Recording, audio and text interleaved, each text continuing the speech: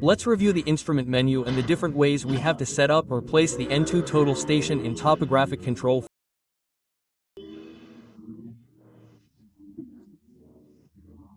Let's go to the first option of fixing or parking at a known point. The software asks me if I want to correct the atmospheric correction data. I say accept. The first thing it asks me for is the instrument height. I'm going to enter 1.2.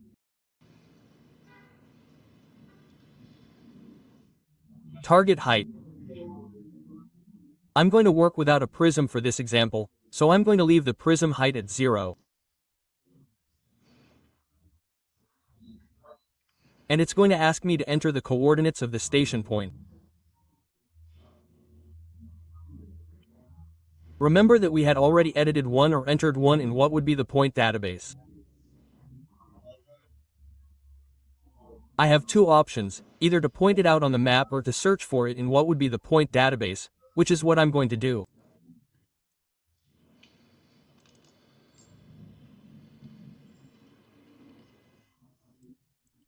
I'm going to go to the point database and select the station point that we had already entered, its northing, its easting, and its height. And here I have two options. I already have the known coordinates of the station point, but I have two options to perform the orientation. If I know the backside, the coordinates of the backside, or if I know the asymmetry, which is what we are going to use in this example, where I am going to leave the asymmetry at 0 degrees with the inclination that it has, with the orientation that the station has at this moment.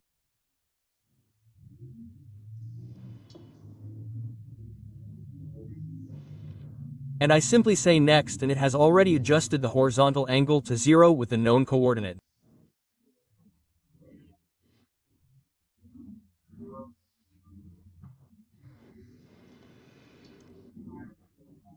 In this way, I can quickly go to point measurement, I can activate the laser pointer, I can maintain the measurement without a prism, simple measurement, and start taking measurements using, for example, what would be the quick measurement button, where it takes the measurement and saves.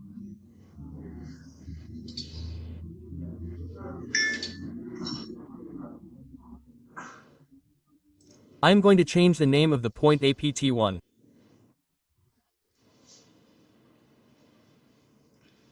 I am going to take that point again. There it is. I am going to the second point. Quick measurement.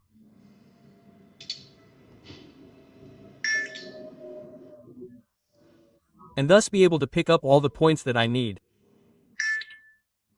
Notice that the counter is changing.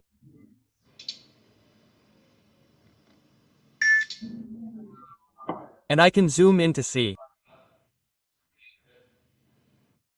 what the distribution of the points would be. Note that above is the numerical scale where I'm zooming in, and there I can quickly see which points I measured. There was one that I measured with a name by mistake. This one here, ESU, I could go to select it and delete it, right?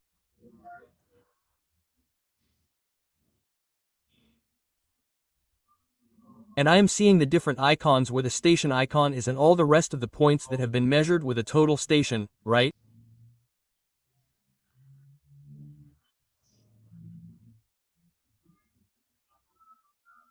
And note that as we rotate the station, the line of sight moves in real time, which is very important for us when doing the staking out.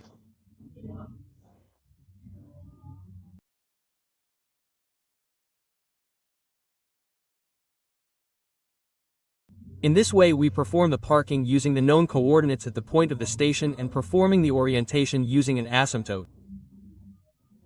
See you in the next video.